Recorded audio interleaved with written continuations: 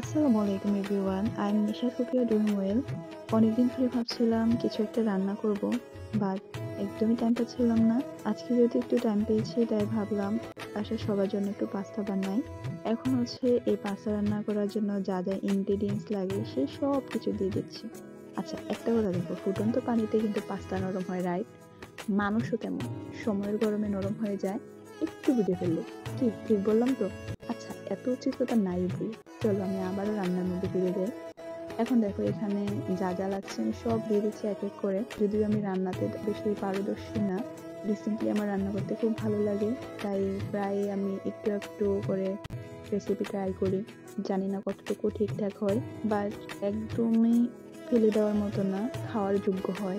রান্না কিন্তু একদম ঠিকঠাক হয়ে গেছে, একটু সময় একটু ধৈর্য আর মন দিয়ে রান্না করেছি তো একদম পারফেক্ট। যাই হোক, আজকের ভিডিও পর্যন্ত। যদি ভালো লেগে থাকে তাহলে লাইক কমেন্ট শেয়ার করে দিও। দেখা হবে নতুন কোনো ভিডিওতে। আল্লাহ হাফেজ।